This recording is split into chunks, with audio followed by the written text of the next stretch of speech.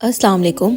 Road map for CSS 2026। सबसे ज़्यादा main issue जो CSS एस्पायरेंट्स को फेस करना पड़ता है उनको ये होता है कि हमने एक साल का प्लान किस तरीके से डिवाइड करना है, किस तरीके से हम अपने मंथ्स को डिवाइड करें, किस तरीके से हम अपने सिलेबस को डिवाइड करें और किस तरीके से हम अपनी वीक्स को डिवाइड करें और लास्ट में हम अपने डेज़ को डिवाइड करें। आपको अपने इन तमाम क्यूरीज का आंसर जो है वो आपको आज की इस वीडियो में मिल जाएगा, जिसमें हमने इस टाइम टेबल को, इस रोड मैप को मंथ वाइज, वीक वाइज और डेज वाइज पे डिवाइड किए। जैसा कि आप लोगों को पता है कि आप लोगों के पास ऑलमोस्ट 1 ईयर है। मार्च से लेकर अगर जनवरी तक हम देखें तो 11 महीने हमारे पास बन रहे हैं। तो 11 महीने में आपकी तैयारी बहुत अच्छी हो जाती है। इनफैक्ट 6 मंथ में आपकी तैयारी बहुत अच्छी हो जाती है। लेकिन हम इसको 1 ईयर पे डिवाइड करेंगे। तो 1 ईयर पे डिवाइड करने के लिए सबसे पहले एस्पायरेंट को क्या चाहिए करना, उसको चाहिए कि डाउनलोड करे सिलेबस को फ्रॉम FPSC वेबसाइट से सिलेबस डाउनलोड करने के बाद एस्पायरेंट को चाहिए कि वो अपने ऑप्शनल सब्जेक्ट्स को सिलेक्ट करें। ऑप्शनल सब्जेक्ट को किस तरीके से सिलेक्ट किया जाता है उसकी पूरी वीडियो हम लोगों ने बना के अपने यूट्यूब चैनल पे ऑलरेडी अपलोड की हुई है, जिसके ऊपर आप लोगों का रिस्पांस बहुत अच्छा आया है। जिन बच्चों ने अभी तक वो वीडियो नहीं देखी या जो चाहते हैं कि हम किस तरीके से सिलेक्ट करें अपनी ऑप्शनल्स, तो हमारे चैनल पे जाकर उस वीडियो को देख सकते हैं। उसके अलावा जब आप ये 2 चीज़ें कर लेंगे, अपने ऑप्शनल्स भी सिलेक्ट कर लिए, आपने अपना सिलेबस भी डाउन कर लिया, सिलेबस गो थ्रू भी कर लिया, आपने अपने देख लिए कि कंपल्सरी में ये सब्जेक्ट्स हैं, इनके सोर्सेज भी आपने अलग साइड पे रख लिए। अगर आप कोई एकेडमी ज्वाइन करना चाहते हैं तो वेल एंड गुड। अगर आप अफोर्ड कर सकते हैं कोई एकेडमी, आप कोई एकेडमी ज्वाइन कर लें और उनके साथ आप 5 मंथ या 5.5 मंथ जितने भी आपको वो कर रहे हैं फैसिलिटेट, आप उतना उनके साथ कनेक्ट होके अपने कंपल्सरी को कवर अप कर लें और उसके बाद ऑप्शनल्स के लिए आप अपने घर बैठ के कवर अप कर लें। लेकिन कुछ बच्चे ऐसे होते हैं जो एकेडमीज अफोर्ड नहीं कर सकते, उनके लिए हम लोगों ने ये CSS 2026 का टाइम टेबल जनरेट किया, बनाया हम लोगों ने। आप इसको देख के हेल्प आउट लेके अपने अकॉर्डिंग इसको थोड़ा चेंज कर सकते हैं। अगर मंथ वाइज पे हम जाएं तो हम लोग के पास जो है मार्च से लेके जनवरी तक का टाइम है। मंथ में हम इसको डिवाइड करें तो आपने एस्टिमेट रखना है कि 4 to 5 मंथ्स में आपका सिलेबस जो है वो कंप्लीट होना चाहिए विद योर नोट्स मेकिंग। उसमें अगर हम 1 मार्च से इसको स्टार्ट करें तो मार्च, अप्रैल, मई, जून, जुलाई 5 महीने हमने रखे हैं कि आपने अपना सिलेबस कंप्लीट करना है। सिलेबस कंप्लीट करने के साथ साथ आपने अपने नोट्स मेकिंग करनी है। अब सिलेबस कंप्लीट किस तरीके से करना है वो आगे आपको मैं बता दूंगी। टॉपिक्स किस तरीके से सिलेक्ट करने हैं, वीक में, डेज में किस तरीके से डिवाइड करना है। अभी फिलहाल आप ये देखें कि मार्च से लेकर जुलाई तक आपका सिलेबस कंप्लीट होना चाहिए। आपकी कंपल्सरी, ऑप्शनल सब वाइंड अप होने चाहिए।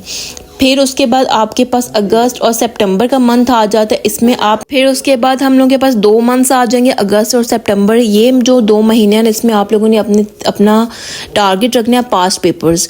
आपने जितने भी पास्ट पेपर 2016 से ऑनवर्ड 2025 तक जितने भी पास्ट पेपर्स होंगे उन पास्ट पेपर्स को आपने सॉल्व करना है।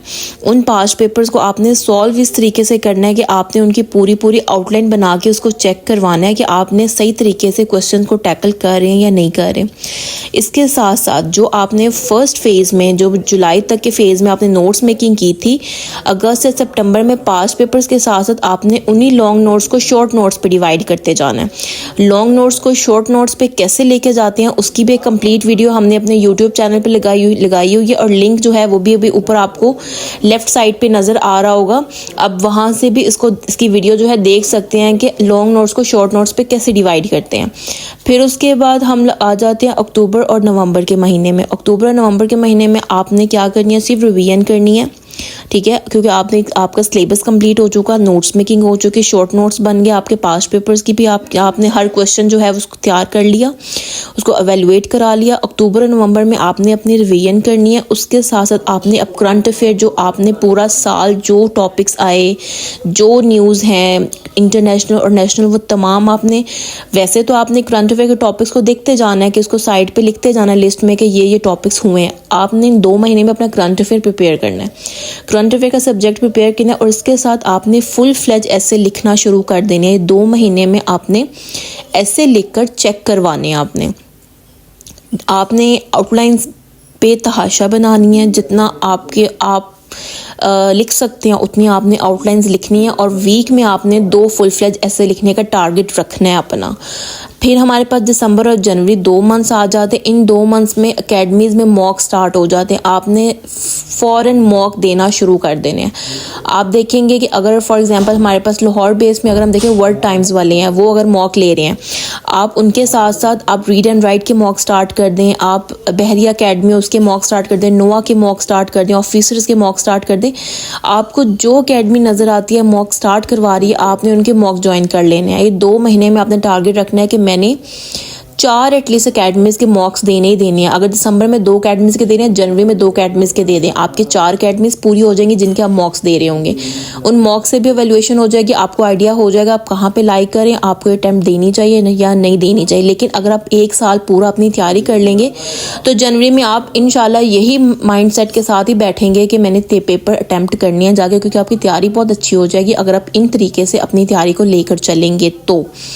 अब ये तो हमने डिस्कस कर लिया मंथ वाइज। अगर हम इसी मंथ में देखेंगे, अच्छा मार्च से जुलाई में मैंने नोट्स मेकिंग तो करनी है और सिलेबस भी कवर करना है, लेकिन उसको मैं वीक और डेज़ पे कैसे डिवाइड करूं कि वीक में और डेज़ में मैं किस तरीके से सब्जेक्ट्स उठाऊं, मैं किस तरीके से उसको कवर अप करूं, न्यूज़पेपर का टाइम, इंग्लिश प्रेस का टाइम, वो मैं कहाँ पे सेट करूँ, वो अब हम देखेंगे इस जो ये पार्ट है इसमें हम देखेंगे। अच्छा वीक और डेज़ वाइज अगर हम देखें तो हमने क्या करना है, 2 चीज़ें जो है ना वो आपने पूरी जर्नी में CSS की जर्नी में आपने उनको रिमूव नहीं करना। बेशक वो मार्च या जुलाई का टाइम पीरियड है, अगस्त और सितंबर का टाइम पीरियड है, अक्टूबर और नवंबर का टाइम पीरियड है, दिसंबर और जनवरी का टाइम पीरियड है। आपने ये 2 चीज़ें नहीं निकालनी, इसको आपने यूँ समझे मॉर्निंग रूटीन ऐड कर लेनी है कि आंधी है तूफान है जो मर्जी है मैंने ये 2 चीज़ें करनी ही करनी हैं। सुबह उठने के बाद 8 बजे आप उठी हैं, 8:30 उठी हैं, जो मर्जी उठें, 9 बजे आपके एग्जैक्ट आपके हाथ में न्यूज़पेपर होना चाहिए। 9 बजे आपने न्यूज़पेपर पढ़ना है, 1 घंटे का आपने न्यूज़पेपर पढ़ना है। और न्यूज़पेपर को आपने जिस तरीके से पढ़ना है वो आपको आइडिया है किस तरीके से न्यूज़पेपर पढ़ा जाता है। अगर नहीं पता तो इसकी भी वीडियो हमारे यूट्यूब चैनल पर पड़ी हुई है कि न्यूज़पेपर किस तरीके से पढ़ती हैं, डाटा कैसे एक्सट्रैक्ट करती हैं। 3 वीडियोस मैंने बना के इसके ऊपर रखी हुई, आप वो देख सकते हैं। वहाँ से आपको आइडिया हो जाएगा कि न्यूज़पेपर को किस तरीके से 1 घंटे में पढ़ना है, न्यूज़पेपर से हमने किन किन चीज़ों को एक्सट्रैक्ट करना है और न्यूज़पेपर हमारी कहाँ पे हेल्प आउट कर रही होते हैं। न्यूज़पेपर जो है, अगर मैं आपको हल्का सा आइडिया दूँ यहाँ पे, तो न्यूज़पेपर आपका करंट अफेयर, इंग्लिश ऐसे, प्रेसी, कॉम्पोजिशन, राइटिंग स्किल्स बेहतर हो रही होती है, आपके फैक्ट बुक प्रिपेयर हो रही होती है, कैब बुक, और उसके अलावा हम हमारी बहुत सारी बाकी जो दूसरे सब्जेक्ट्स हैं उसमें जो रिटन एक्सप्रेशन हमारा होता है ना वो भी बेहतर करवा रहा होता है। तो आपने 1 घंटा न्यूज़पेपर पढ़ना है। न्यूज़पेपर पढ़ते हुए आपने अपने हाथ में मार्कर, पेंसिल, ये चीज़ें रखनी है जो मैंने वीडियो में ऑलरेडी बताई हुई हैं, यहाँ पर मैं डिटेल में नहीं जाऊँगी। आपने फैक्ट बुक, वो कैब बुक और आर्टिकल को री राइट करना है। अब फैक्ट बुक किस तरीके से फैक्ट्स कैसे एक्सट्रैक्ट करने हैं और वो कैब बुक कैसे एक्सट्रैक्ट करनी है, आपने कोई भी अपनी फैक्ट बुक किस तरीके से बनानी है, कैब बुक कैसे बनानी है, तमाम जो छोटी छोटी वीडियोस हैं ये ऑलरेडी चैनल पे पड़ी हुई हैं, आपको वहाँ से भी हेल्प आउट हो जाएगी। ठीक है, आपने आर्टिकल जो ओपिनियंस वाला पेज होते हैं उसके अंदर से कुछ जो सारे ओपिनियंस और आर्टिकल्स जब पढ़ लेंगे तो one of the most important जो उस दिन का होगा उसको उठा के आपने अगले 15-20 मिनट में उसी को री राइट करना है। ठीक है, जब आप डेली बेसिस पे न्यूज़पेपर पढ़ रहे होंगे ना और उसको फिर री राइट करने पर जाएंगे तो डेफिनेटली आपका माइंड जब पढ़ रहा होगा उन्हीं फ्रेजेस को, उसी वकैब को, उसी इंग्लिश एक्सप्रेशन को अपने माइंड में फिट करेगा।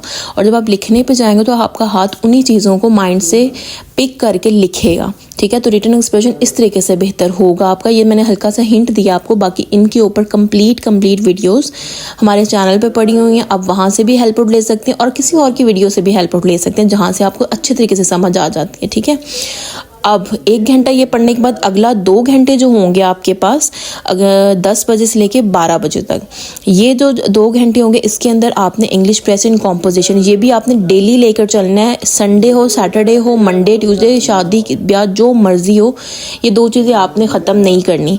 इंग्लिश प्रेस एंड कॉम्पोजिशन में आपने क्या चीज़ें लेके चलनी है, आपने कोई भी बुक ले लें। ठीक है, सिनोनिम्स एंड एंटोनिम्स जो होते हैं उनकी लिस्ट पकड़ें, डेली बेसिस पे 5 to 10 जितनी आपकी कैपेसिटी है उसको करना है।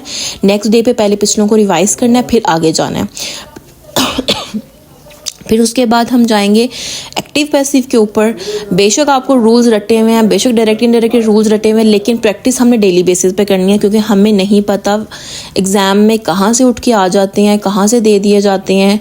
अगर 10 दिए हैं तो 7 पे आके हम रुक रहे होते हैं, 2 हमें नहीं हो रहे होते, हम पे कंफर्म नहीं हो रही होते, तो हमने उनको कंफर्म करने के लिए क्या करना है कि हमने पूरा साल प्रैक्टिस करनी है। अब ऑनलाइन भी इसके ऊपर गूगल पे जाएंगे ना, तो गेम्स बहुत सारी इसके ऊपर पड़ी होती हैं। इंग्लिश के ऊपर तो बहुत गेम्स होते हैं जिसमें वो कैप्स, एनम्स, antonyms, active passive, direct indirect, online games भी उसके ऊपर खेल सकते हैं। ठीक है, उसके अलावा हमारे पास बहुत सी बुक्स होती हैं, वहाँ से आप इनकी एक्सरसाइजेस किया करें, आपकी प्रैक्टिस अच्छी होगी। इसके अलावा बाकी जो चीज़ें छोटी मोटी हैं जिसमें प्रेपोजिशन आ जाते हैं, सेंटेंस करेक्शन आ जाते हैं, एनालॉजीज आ जाती हैं, तो जो चीज़ें हैं ना इंग्लिश की प्रेसी की छोटी छोटी जो जहाँ से आप 10 के 10 नंबर एक्सट्रैक्ट कर सकते हैं, उनसे ले सकते हैं आपने उनको अपने डेली बेसिस पे रिवीजन पे रखना है।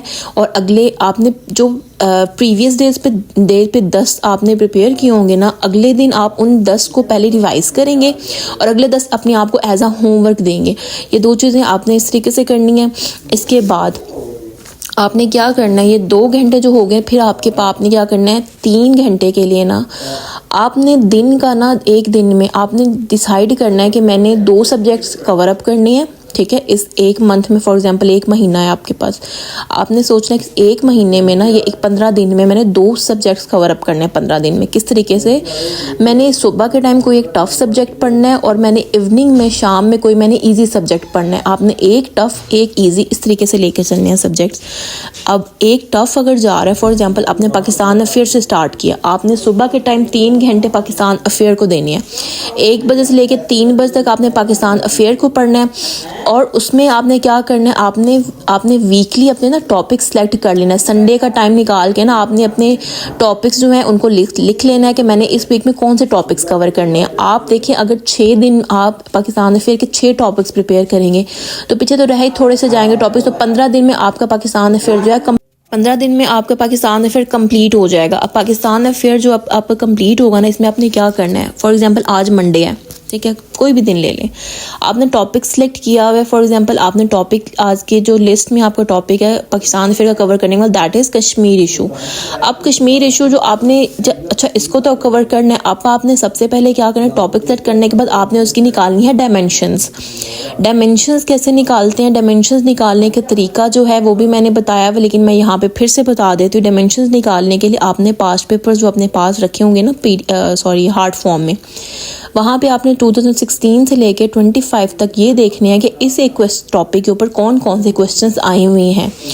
अगर जो क्वेश्चन हैं उनको टिक करके आपने ना डायमेंशन की हेडिंग के नीचे लिखते जाना है कि ये डायमेंशन इसकी बन रही है। ठीक है, उस डायमेंशन को लिखने के बाद आपने क्या करना है, जो आपके पास बुक्स होंगी ना, आपने बुक्स के अंदर इस टॉपिक को देखना है कि अच्छा इससे हट के कोई और जो हेडिंग है वो इस बुक में है या नहीं। अगर है तो आपकी वो एक डायमेंशन बन गई, आपने उसको वहाँ पे कर देना है। थर्ड, आपने डायमेंशन को कहाँ से पिक करना है कि आपने देखना है कि इस साल या प्रीवियस साल इस टॉपिक के ऊपर कोई डायमेंशन, कोई ऐसी कोई कोई हॉट इसकी न्यूज़ आई है, या कोई इसके ऊपर कोई इंटरनेशनल फोरम के ऊपर कोई बात हुई है, या पाकिस्तान के नेशनल लेवल के ऊपर कोई बात हुई है इस कश्मीर इशू के ऊपर, या पाकिस्तान और इंडिया की तरफ से क्या क्या इसके ऊपर कुछ आप कलेक्ट कर लेंगे ना। उसके बाद आपने जाना है नोट्स मेकिंग के ऊपर। अब नोट्स किस तरीके से बनाते हैं, ये सबसे बड़े स्किल्स होते हैं जो एस्पायरेंट को सिखाए जाते हैं अकेडमीज़ में। और जब आपको नोट्स मेकिंग करनी आ जाती है ना, तो आप यूँ समझें आपका CSS होना शुरू हो जाता है, आपकी तैयारी बहुत अच्छी होने लग जाती है। इसीलिए ही तो हम जो नोट्स मेकिंग जो होती है ना, उसको भी एवेलुएट ज़रूर करवाते हैं, क्योंकि आपके नोट्स अगर एक अच्छे ट्रैक पे अच्छे तरीके से चल रहे होंगे ना, तो आप नोट्स मेकिंग करने के बाद, नोट्स बनाने के बाद आपने उसी तरीके से आपने 2 घंटे का ब्रेक लेना है। ब्रेक लेने के बाद आपने इस्लामियात की तरफ आ जाना है। ज़रूरी नहीं आप इस्लामियात ही करें, आप कोई भी सब्जेक्ट उठा सकते हैं जो आपको ईजी लग रहा है। आप GSA को भी कवर कर सकते हैं। आपने अपने अकॉर्डिंग टू यू आपने अपना टाइम टेबल जो है उसको चेंज कर लेना है। इस्लामियात को इसी तरीके से आपने 3 घंटे इस्लामियात को देनी है, और सेम वैसे ही आपने इनके टॉपिक्स को भी कवर करना है। कवर करने के बाद आपने 9 बजे जब फ्री हुए आपने 1 घंटा अपने आप को फिर रेस्ट दे लें। फिर उसके बाद आपने 2 घंटे MCQs पे जाना है। आपको पता है CSS में 20 नंबर के जो है हमारे पास MCQs आते हैं। अगर MCQs हम सही से नहीं करेंगे या प्रिपेयर नहीं होंगे, एट दी एंड जब आप फाइनल एग्जाम्स में बैठेंगे 20 में से 2, 5, 6, 7 नंबर आ रहे होंगे आपके MCQs में, तो उनको कवर अप करने के लिए 20 में से 20 लेने के लिए आप क्या करें, पूरा साल अपनी MCQs की प्रैक्टिस अपने साथ रखें। और इसके साथ साथ आपकी ये तैयारी MPT की भी हो रही होगी। आपको MPT के नज़दीक जब MPT होने लगेगा आपको सेपरेट MPT के लिए को 1 मंथ नहीं देना पड़ेगा, ठीक है। आप अपनी तैयारी, अपने फ्लो को सब्जेक्टिव वाइज वैसे ही रखेंगे। जिस दिन MPT होगा अगले दिन उठ के आप इजी माइंड के साथ MPT दे आएंगे, क्योंकि आपने पूरा 1 साल प्रिपेयर किए होंगे। तो MCQs प्रिपेयर करने के लिए आप CSS की पास्ट पेपर की जो MCQs की बुक है, जिसमें पास्ट पेपर कंपल्सरी के जितने भी MCQs आए हुए हैं वो सारे उन्होंने एक ही जगह पे कलेक्ट करके एक बुक को पब्लिश किया हुआ है। आप कोई भी बुक ले सकते हैं। उसके साथ साथ वेबसाइट्स हैं कुछ जहाँ से MCQs उठाए जा रहे हैं, अब आप उनको देख सकते हैं। वहाँ से भी आप उनको डेली बेसिस पे भी अपने साथ उसको कनेक्शन में रखें। पाक MCQs, टेस्ट पॉइंट, एग्जामवेडा, डॉन पॉइंट, इस तरीके से और भी वेबसाइट्स हैं हमारे पास। वहाँ पे सब्जेक्ट वाइज MCQs जो हैं वो पड़े होते हैं, तो वहाँ से भी आप अपने MCQs जो है उसको कवर कर सकते हैं। इसके अलावा रात को सोने से पहले 15 मिनट, 10 मिनट, 20 मिनट आपने उस दिन का जो फैक्ट निकाला होगा ना अपनी फैक्ट बुक पे, उसको रिवाइज करना है। रिवाइज इस तरीके से करना है, आँख के आगे से उसको 1-2 बार देखना है। साथ आपने उस दिन की जो वकैब निकाली होगी उसको भी 1-2 बार देख के ही सोना है, ठीक है। क्योंकि आपको पता है ये वकैब और ये जो फैक्ट है ना, फैक्ट बुक होती है, ये बड़ी इंपॉर्टेंट होती है। अगर आपके पास एक क्वेश्चन के 5 से 6 फैक्ट्स रिपोर्ट्स होंगी ना, आप उस क्वेश्चन को अटैम्प्ट अच्छे से कर सकते हो और अच्छे मार्क्स ले सकते हैं एग्जामिनर से।